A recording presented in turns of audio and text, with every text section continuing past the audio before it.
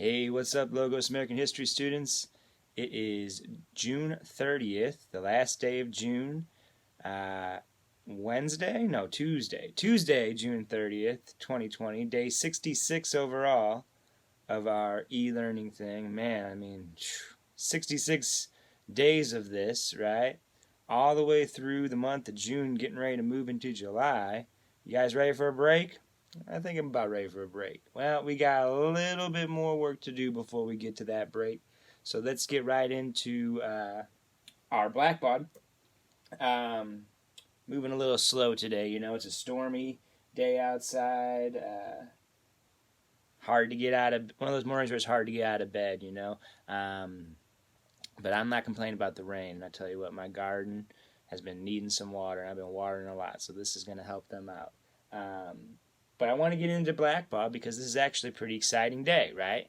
We have come to the end of June, right? We are getting ready to move into a new month, and we are getting ready to move into a new chapter and a new topic in the textbook.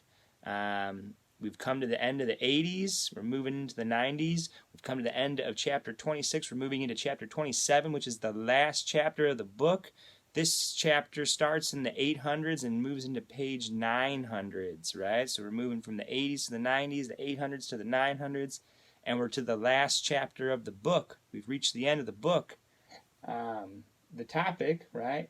We got the new topic, the 90s, right? 1990s. We got a lot of topics this term. It's a shorter term, but there's a lot of information crammed into it. And you know, the 1990s, I mentioned this yesterday, that's my decade, man. I love the 90s. And you should love the 90s too. You know, you wouldn't be able to watch this video right now if it wasn't for the 90s. The internet came along in the 90s, right? There was no internet in the 80s. You know, this was the decade that saw the advent of the internet, right? And it also saw this dude, Bill Clinton. There he is on the internet, right? President Clinton on the internet. First president to use the internet, right? And he looks pretty confused. The internet, when President Clinton was looking at it right there, was pretty primitive, pretty slow. It was something called dial-up, right? Where you had to hook your computer up to a modem, wait for it to do, and then communicate with another computer, dial up. It was slow. You could not watch any kind of video like this. You could not download any kind of video or song of any kind. It was pretty lame. But because it had, you know, compared to, you know, today it was pretty lame, but because nothing like that had ever existed, it was pretty exciting. And you see how quickly the technology advances. You know, we go from having basically no internet 30 years ago to it being so ubiquitous to our lives today. So that's a huge deal. But Bill Clinton, this guy right here, he's a pretty big deal too. Bill Clinton, husband of Hillary Rodham Clinton, former presidential candidate, former First Lady, former Secretary of State. And Bill Clinton was elected to 2 terms as president. So he spent pretty much the whole 90s as president. And so we have a new, like I said, new chapter, new section, chapter 27, section 1, which goes from page 894 to 901. This last chapter has 3 sections. They're a little bit on the longer side, so we'll take a little more time on it. This textbook, you know, was published a few years ago, so it ends, you know, with the George W. Bush presidency. There's nothing about Obama in this textbook, but we'll definitely talk about the Obama presidency before the end of this term. But before we get there, we got to get through the Clinton presidency. And so we see the section here. If we click on the download, what do we see? Politics in recent years. And so this, like I said, this section's a little on the longer side, 8 pages long, and it really does cover, it starts off with the election of 1992, where Bill Clinton was elected president in a 3-way election. Election of 1992 was an interesting election. And we talked yesterday about you know, does it matter who the president is? And does it matter if the president's a Democrat or Republican? I got some good responses to that. I respect your guys', you know, opinions, even if I don't agree with it. But what was interesting about the 1992 election was there was 3 candidates. There was a Democrat, a Republican, and a third guy who was running as an independent named Ross Perot. I think they talk about Ross Perot here. Yeah, the candidates. So they say George H.W. Bush, President Bush, was the Republican candidate in 1992. Bill Clinton was the Democrat. And then Ross Perot was this billionaire from Texas who decided that the Democrats and the Republicans both sucked, and I'm going to run for president against both of these guys. In the end, Ross Perot got about 10 million popular votes, but no electoral votes. And Bill Clinton won the Electoral College vote and was elected president, even though he only received 43% of the votes cast, right? So Bill Clinton got 43% of the popular vote. George Bush got 38%. Ross Perot got almost 20% of the votes cast. And so Clinton got 370 electoral votes because that's how the Electoral College works. But he definitely, a majority of the people who voted did not vote for Clinton. So that would be an issue for his presidency. And it becomes an issue going forward in politics. That election of 1992 was pretty evenly split, right? Half the country wanted one guy, half the country wanted the other guy, and the people didn't like the other guys, right? All the Bush supporters hated Clinton, and all the Clinton supporters hated Bush. And that's kind of how every election since has gone. The 1996 election, Clinton was elected pretty easily, re-elected pretty easily, but still, the Republicans hated Bill Clinton, hated Hillary Clinton. This hatred got so bad that it led to led to the government being shut down, and we've had some government shutdowns in recent years, during the Obama presidency and during the Trump presidency. And again, government shutdowns only occur when the Democrats and the Republicans in Congress and the president can't agree. They can't agree on anything. They hate each other so much they just can't work together. And this is just becoming a thing, right?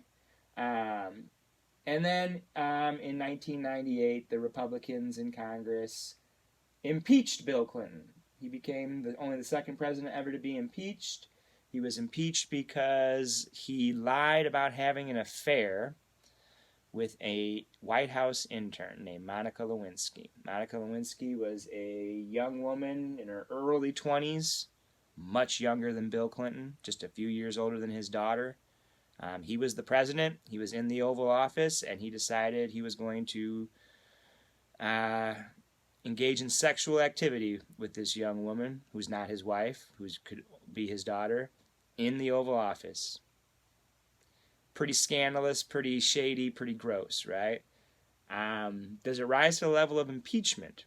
Should he be removed from office for that? I don't know.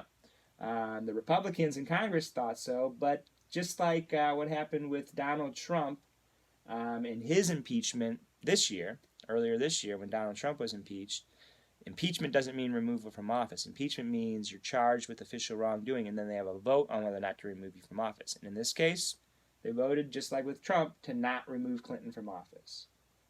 Then it gets into the 2000 election, which again was the closest election, first election I ever got to vote in. It was Bill Clinton's vice president, Al Gore, who was the Democrat, running against George Bush's son, George W. Bush. And George W. Bush ended up winning by the narrowest of margins. He lost the popular vote, but won the Electoral College. And then the section ends with the terrorist attacks on 9/11, 2001. Less than 8 months after President Bush took office, 9/11 happened. And that would lead to everything that happened during the Bush presidency and the war on terrorism. So again, a lot of stuff packed into this section. You do have the 5 reading comprehension questions. And then we have our question of the day. And let's take a quick look at this question of the day, because I kind of alluded to this. But this will be kind of a theme for the rest of the school year, for the rest of the term, as we're discussing politics in the 90s and in the early 2000s and in the teens, all the way up to now. America, I have witnessed over the past 30 years of my life, America becoming more and more politically divided. Like I said, I was alive, but I don't remember it. But I can look at the elections. Reagan united the country, for better or worse. Look at his elections. He had, a majority of the country behind him. Recent presidents haven't, right? It's always been they got about half the country behind them, and the other half hates their guts and hates everything they do. And that's definitely the case with the current president. It's definitely the case with Obama. It was definitely the case with George W. Bush. And it seems to me to be getting worse. But I want to know what you guys think. How do you feel? Why do you think America has become so divided politically in recent decades? And do you think we will ever become more united again? Or do you think the two sides will continue to grow further apart? Again, you don't have a personal frame of reference, right? You haven't, been around that long to see how things were before, but you've been a student of this class, and so you know. 80s, 70s, right? We had our problems during those times, even the 60s. But we had politicians who could work together and work to unite the country for the common good. Will we ever have that again? Or are we moving towards something even uglier than what we have right now? I want to know what you guys think. Go ahead and answer the question of the day. Start on that reading and work on those reading comprehension questions. And as always, if you have any questions or concerns, let me know. Peace.